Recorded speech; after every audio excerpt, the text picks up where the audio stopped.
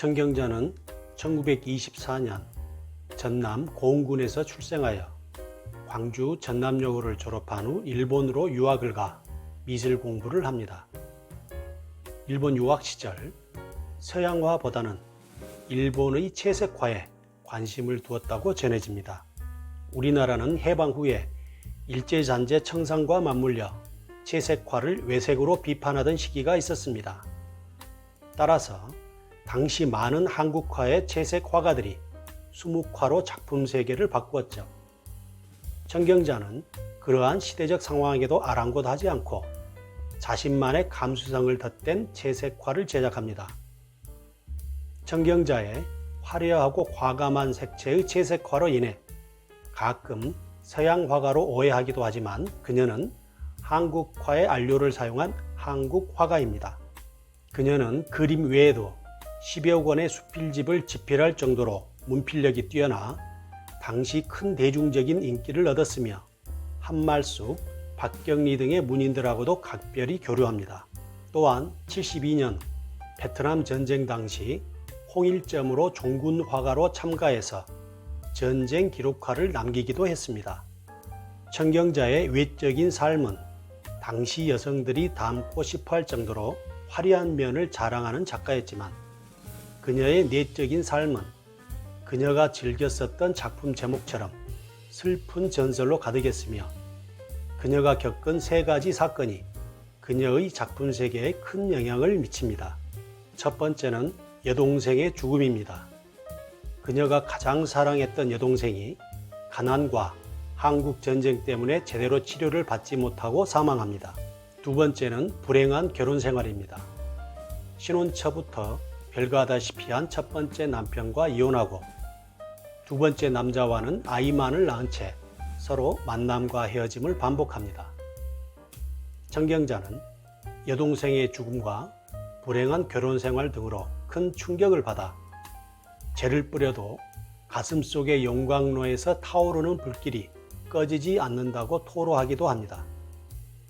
세 번째는 해외 스케치 여행입니다. 천경자는 작품에 대한 영감을 받기 위해 혼자서 해외 스케치 여행을 많이 했는데 중남미, 남태평양의 타히티, 유럽, 아프리카, 미국 등을 여행하면서 스케치를 하고 이를 토대로 많은 작품을 남깁니다. 천경자의 작품 몇 가지를 보겠습니다. 먼저 생태라는 작품입니다. 뱀이 우글거리는 모습을 그린 작품이며 천경자의 이름을 본격적으로 알린 작품이기도 합니다. 이 그림을 위해 광주역 앞의 뱀 가게 앞에서 몇 날 며칠 뱀을 관찰하여 작품을 제작하였는데 처음에는 이 그림을 관람객들이 무서워하여 어쩔 수 없이 전시회장의 별도 장소에 전시하여 희망하는 사람만 관람하게 했다는 일화가 전해집니다.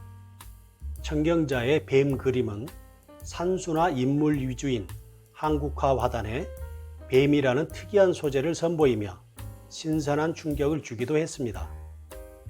천경자는 뱀을 그린 이유가 오직 인생에 대한 저항을 위해서였다고 합니다. 이 징그러운 존재를 한 마리 한 마리 그려낸 것은 자신의 감당하기 힘든 고통과 맞서 이를 극복하려는 저항이었다는 것이죠. 다음은 내 슬픈 전설의 22페이지라는 작품입니다. 천경자의 대표적인 자화상인데 22살 때 모습으로 자신을 표현한 작품입니다. 자화상은 대부분 현재의 자신을 기록하려는 그림인데 반해 특이하게 과거의 모습을 그린 작품이네요. 작품이 왠지 처연해 보이고 슬퍼 보입니다. 천경자는 그 이유를 모르겠지만 금가루를 섞어 노란 눈동자를 그리면 더욱 강렬한 빛을 내면서도 슬퍼 보인다고 했습니다. 이 작품에 대한 천경자의 말입니다.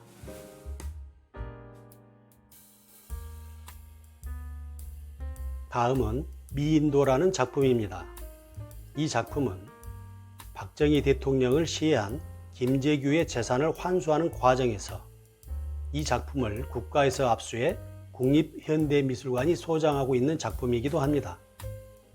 그러나 불행히도 91년에 미인도의 위작 논란이 불거집니다. 청경자는 국립현대미술관이 소장한 미인도가 위조이라고 주장했으나 국립현대미술관과 한국화랑협회는 진품이라는 감정을 내렸고 크게 분노한 청경자는 절필을 선언하기에 이릅니다. 당시에는 작가가 자신의 작품도 알아보지 못한다고 비난하는 목소리도 있었다고 하며 프랑스의 한 연구소에서는 국내와는 반대로 그 작품을 위작으로 판명하기도 했습니다. 아직도 작품의 진위 여부는 해결되지 않은 상태입니다. 다음은 청경자가 해외 스케치 여행을 하면서 그린 작품들입니다.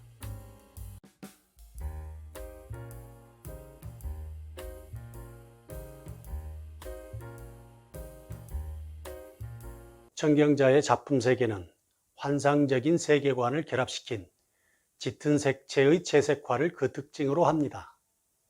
그녀의 여동생의 죽음과 불행한 결혼으로 인한 원망과 정, 그리고 애증이 작품 속에 배어 있으며 따라서 청경자 작품의 키워드는 한, 여인, 그리고 여행이라고 할 수 있겠습니다.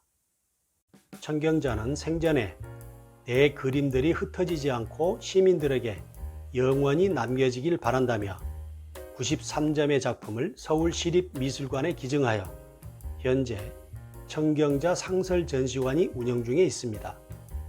감사합니다.